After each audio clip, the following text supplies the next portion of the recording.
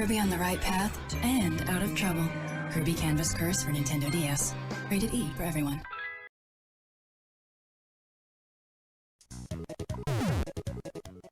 Kirby. A series started on the Game Boy back in 1992 with Kirby's Adventure. After that, Kirby became one of Nintendo's more well-known mascots and has had an appearance on every single Nintendo console. You don't count.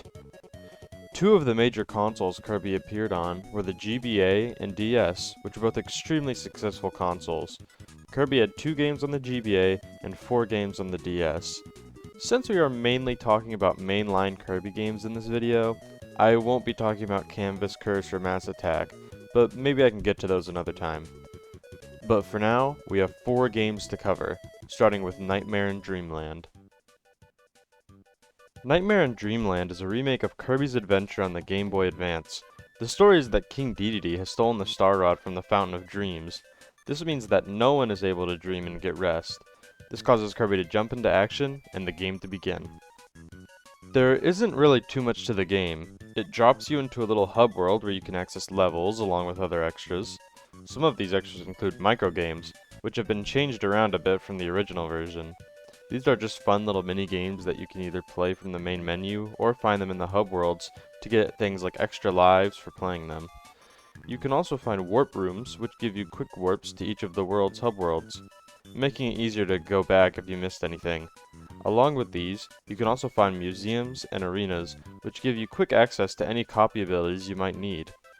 Now, when we get to the levels themselves, I feel like there isn't really much that can be said about them, which is where my problem with the game lies. I feel like this game just doesn't have anything to it, and I realize that this is because this is a remake of only the second game in the series, so it wouldn't have anything mind-blowing compared to some of the newer stuff, but even compared to some of the other games in this video, I just feel like the levels don't have enough going on to keep me interested the whole time through. I feel like some of this could have been solved by adding some sort of collectible to go for in each level, or just some other goal besides going from point A to B. There are the hidden switches which you can find throughout certain levels to unlock more parts of the hub world, which is certainly a fun detour from the main objective, but, as said earlier, these are only in certain levels, so not every level has them, including most of the levels in the earlier part of the game. The switches aren't even introduced until like halfway through the game, and nothing even lets you know that they are there, besides the fact that the door doesn't change colors after you beat the level. Along with all of this, the levels don't even look that interesting to me. A lot of this game is just spent walking along a field of grass, and the theming never really gets more interesting until closer to the end. But at that point, there isn't much left to the game. The levels would occasionally switch it up by putting on some sort of air or pirate ship theme, and these are the levels I remember the most when looking back on the game because they actually did something interesting with how the game looked, besides putting the 100th grass level into the game. And I do realize that it sounds like I absolutely despise this game, but that's not the case at all. I would compare this game to something like one of the new Super Mario Bros. Games. It's not bad, but it can just get pretty boring because it rarely feels like it does anything new or exciting to keep the player interested. There is one level that acts as one big callback to the original Kirby's Dreamland, and that was a pretty cool level. So, after beating all of the other levels in the game, Kirby finally makes it to the Fountain of Dreams and begins to fight Dedede, without ever questioning why he did it and only using his initial judgment of the situation to justify his actions, which will be a recurring theme in the video. So after beating Dedede and restoring the Star Rod to the fountain, we find the true reason Dedede destroyed the Star Rod. There was a demon! There was an evil demon creature in the Star Rod, Kirby, you idiot. This will also be a recurring theme. Kirby then takes the Star Rod and flies off to the moon to fight the demon, who is then defeated, and peace returned to the land. So, overall, this game isn't bad, and if you were a kid in 2002 looking for a Kirby game on their Game Boy, then yeah, this was fine.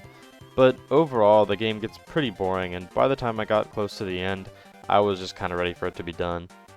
But don't lose hope for Kirby on the GBA just yet, because we have one more Kirby game for the system. That game being 2 years after Nightmare in Dreamland was released, Kirby and the Amazing Mirror was released in 2004, but this time, it was a completely original game rather than a remake. This game looks extremely similar to Nightmare in Dreamland, but because of how unique this game is, which we will get into in a second, I think it's completely fine. So the game starts off by showing us a mirror floating high up in the sky. This mirror leads to the mirror world, which is currently under attack by an evil creature. Meta Knight then flies in to try and protect Dreamland from this creature in the mirror world, but this doesn't go well as we cut to Kirby, who is walking around peacefully when suddenly an evil Meta Knight lookalike flies down and hits Kirby with his sword, causing him to split into 4 versions of himself. Yeah, something like this happened to me once, but it didn't end the same way. Kirby and his 3 clones then jump onto a warp star and fly into the mirror world to go save it along with Dreamland. I will say though, I don't know how making more Kirbys helped the evil Meta Knight at all. If anything, it just made things harder for him, but whatever I guess. So when the game begins, one of the first things that will immediately stand out is the fact that there are multiple Kirbys rather than the usual one. This was added so that the game could be played with friends using the link cable. Since I played this through a virtual console on the Wii U, this feature wasn't available to me, but it is such a cool idea. All 4 players are not bound to the same screen, so anyone can go off and do anything they want, making for a better multiplayer experience. But this game isn't ruined if you don't have any friends to play with. The game is set up to where it is still super fun as a single player experience, making the multiplayer a fun option rather than being the only way to have fun with the game. This is something Star Allies could take note from. The Kirby clones can also be called in with a cell phone if you need their help with a puzzle or if you're having trouble in a certain section. At the beginning of the game, it all seems like your usual Kirby affair, but with just a few extra Kirbys joining you along the way. But after you get past the tutorial in the first section, I noticed something. The map begins to expand, leading to several different paths and branches you can go down. And then I finally realized this wasn't just the usual Kirby platformer, this was a Metroidvania. Quick lesson to anyone who hasn't heard of this term before, a Metroidvania is a game that is similar to the 2D Metroid games or some of the Castlevania games after Symphony of the Night. This means that they are 2D platformers that are also completely open and allow you to explore the world at your own pace. Implementing this type of gameplay into a Kirby game is a really cool idea because it works really well with the slower movement of Kirby that helps encourage exploring each area you are put in. It also helps this game stand out from the other Kirby games, as this is never done again in the series, which in my opinion is pretty sad. The game is divided into 9 different sections, which are all full of secrets and different paths you can explore. These levels are also not in any certain order, so you can beat them at whatever pace or order you want to, and most of the level's entrances are hidden within other levels in no real order, meaning that you may have to search for an entrance, which in my opinion adds to the fun of it. There are also chests hidden throughout the entire game, giving you tons of things to look for while exploring this huge world. This also fixes one of my main complaints of the last game, where it felt like there was nothing to look for or do, besides getting to the main goal. The hidden switches also return in this game, but instead of unlocking hidden secrets, they give a quick warp back to the main hub, allowing you to go back and forth between areas quicker. This gives another great reason to try and explore the world, making this game feel like it is full of things to do. All of the areas in the game have different themes that are all distinguishable from each other, meaning that I never got bored exploring each area as they all look very different from each other, fixing another large criticism I had of Nightmare in Dreamland. Also, a really cool detail in the game is that throughout the map you can find Master Hand from Smash Bros, and then when you defeat him, you are given the Smash ability, which allows you to play through the game with Kirby's Smash moveset, which is really cool. And later on in the game, one of the main boss fights is a fight between Master Hand and Crazy Hand, which once again is just a really cool Easter egg that they threw in. After gathering all of the pieces of the Shattered Mirror by defeating the bosses, you are able to fight Dark Meta Knight. After defeating him, the true villain of the game is revealed, and it is another demon creature. Awesome.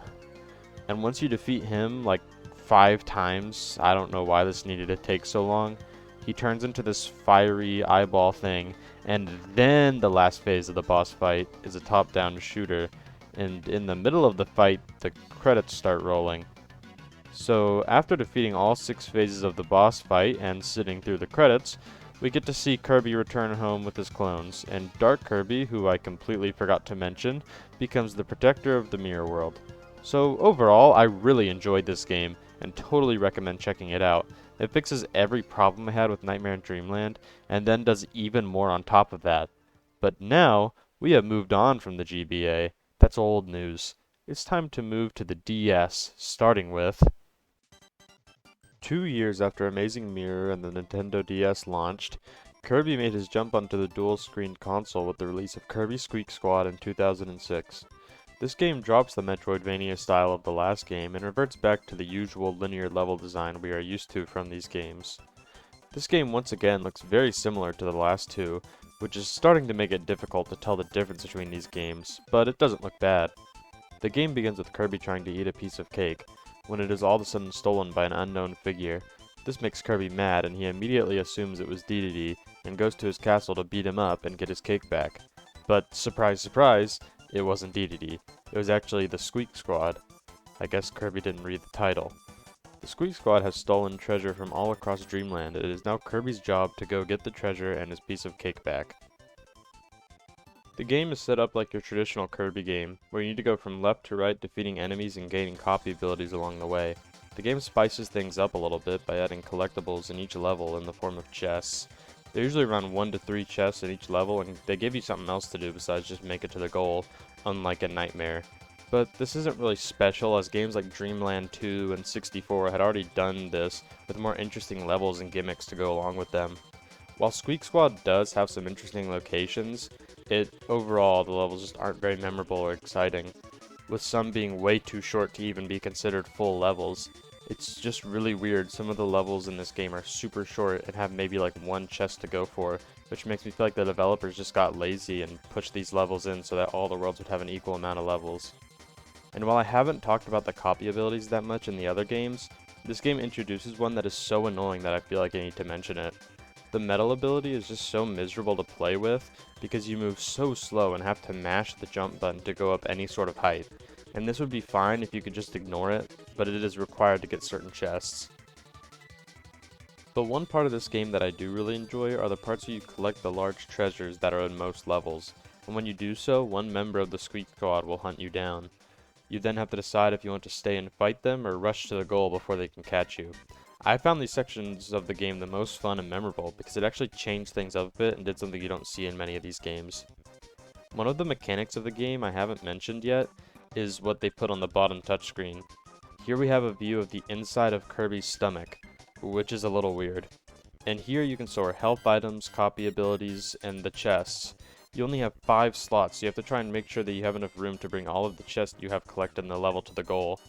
That part is actually pretty interesting, but the problem is that the mechanic can make the game pretty easy. You almost always have an extra copy ability and healing item that you can use if you're ever getting low on health or lost your copy ability.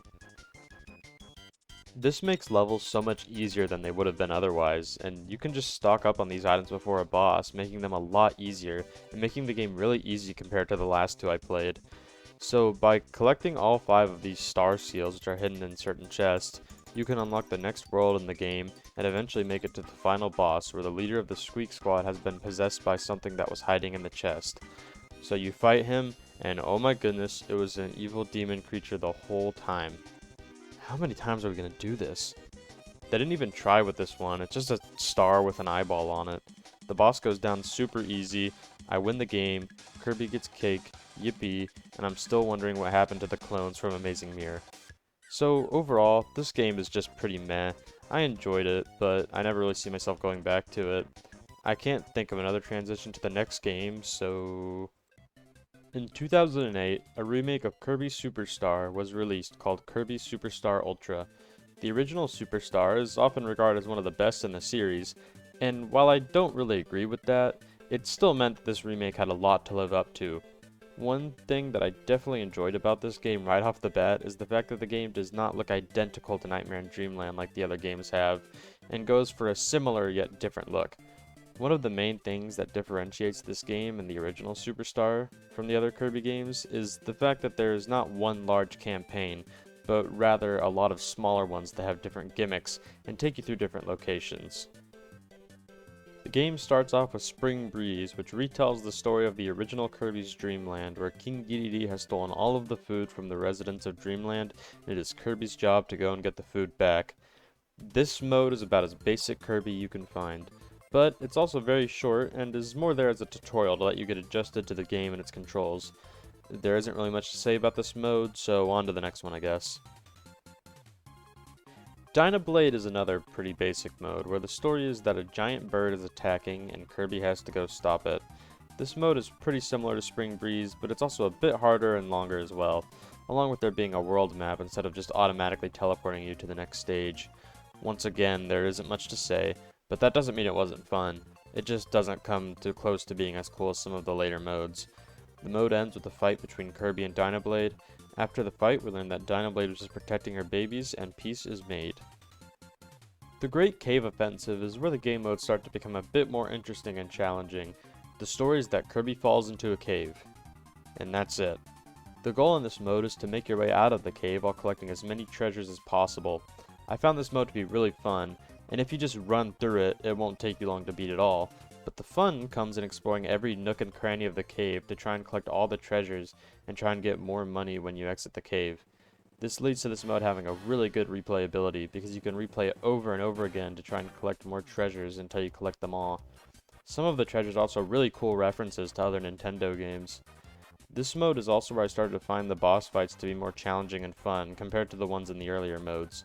This mode is super fun and was where I really started to enjoy this game and want to play more.